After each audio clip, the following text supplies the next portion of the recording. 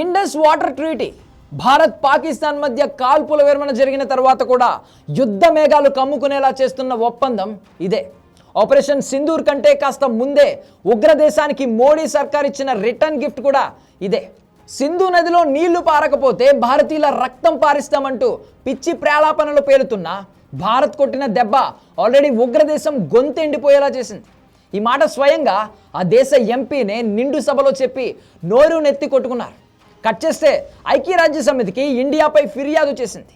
దీనికి భారత్ ఇచ్చిన mass counter ఏంటో ఇవాళ టాప్ స్టోరీలో చూద్దాం.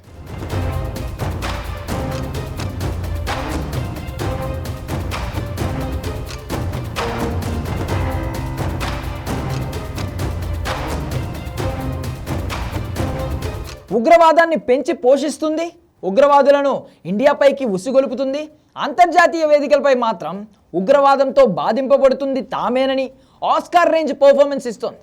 తనది కాదని తెలిసి కూడా కశ్మీర్ను వివాదం చేస్తూ ఉంటుంది. ఐక్యరాజ్య సమితి సాక్షిగా మరోసారి అదే చేసింది. కశ్మీర్ను టచ్ చేయడమే కాక ప్రపంచం ముందు మన దేశాన్ని విలన్గా చూపించేందుకు విశ్వ ప్రయత్నాలు చేసింది. ఐక్యరాజ్య సమితిలో సాయుధ సంఘర్షణలో పౌరుల రక్షణ అంశం గురించి కీలక చర్చ నిర్వహించారు. ఈ సందర్భంగానే పాక్ రాయబారి అసీం ఇఫ్తికర్ అహ్మద్ మరోసారి కశ్మీర్ అంశాన్ని లేవనెత్తడంతో పాటు ఇటీవల ఇరు దేశాల మధ్య చోటు చేసుకున్న ఉద్రిక్త పరిస్థితులను గురించి ప్రస్తావించారు. ఆపరేషన్ సింధూర్తో భారత్ తమ దేశంలో అమాయకులను పొట్టన పెట్టుకుందని ఆరోపించారు. అప్పుడే సింధు జలాల ఒప్పందం నిలిపివేతను ప్రశ్నించారు. ఇక్కడే భారత ప్రతినిధి యాక్షన్లోకి దిగారు. India entered into the Indus Water Treaty 65 years ago in good faith. The preamble of the treaty describes that the treaty was concluded in a spirit of goodwill and friendship. Throughout the 6.5 decades, Pakistan has violated the spirit of the treaty by inflicting 3 wars and thousands of terror attacks on India.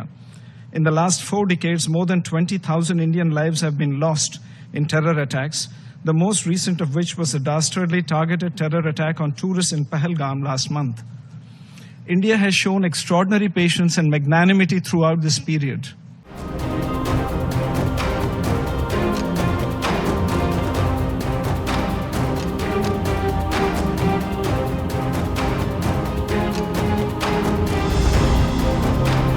Sindhu జలాల ఒప్పందం నిలిపివేతకు భారత ప్రతినిధి ఇచ్చిన crystal clear clarity ఇది.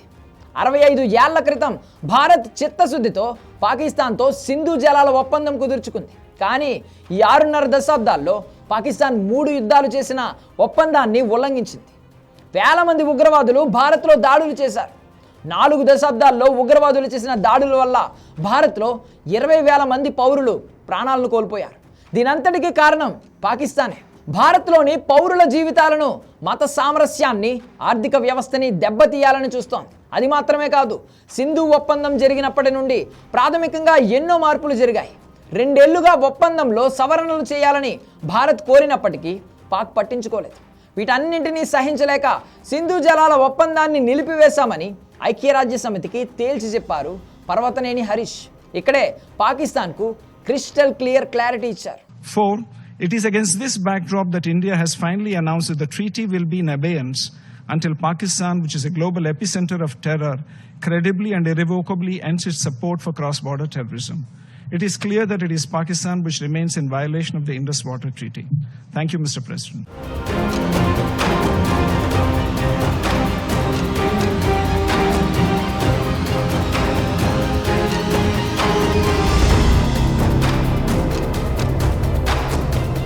సింధు జలాలు కావాలంటే ఉగ్రవాదాన్ని ఆపేయడమే.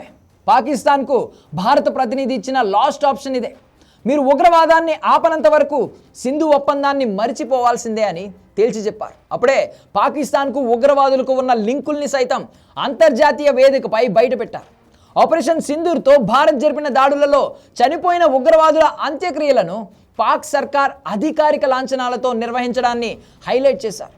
అంత్యక్రియల సమయంలో అంతర్జాతీయ సమాజం ఉగ్రవాదిగా గుర్తించిన వాళ్ళు కూడా పాల్గొన్నారని, పాకిస్తాన్ ప్రభుత్వం, సైన్యానికి ఉగ్రవాదులతో ఉన్న లింకులు ఇవే అంటూ ఆధారాలతో సహా బయటపెట్టారు. తద్వారా ప్రపంచ దేశాలను పాకిస్తాన్కు మద్దతు ఇవ్వొద్దని తేల్చి చెప్పారు. సింధు జలాల ఒప్పందం విషయంలో కానీ, పాక్ ఆక్రమిత కశ్మీర్ అంశంలో కానీ తల దూర్చవద్దని ప్రపంచ దేశాలకు క్లారిటీ ఇచ్చారు. సో నీళ్లు కావాలంటే పాక్ ఉగ్రవాదాన్ని వదులుకొని తీరాల్సిందే. కాదని నీళ్ల కోసం జగడం ఆడాలనుకుంటే మరోసారి భారత్ చేతిలో చావు దెబ్బ తినక మానదు.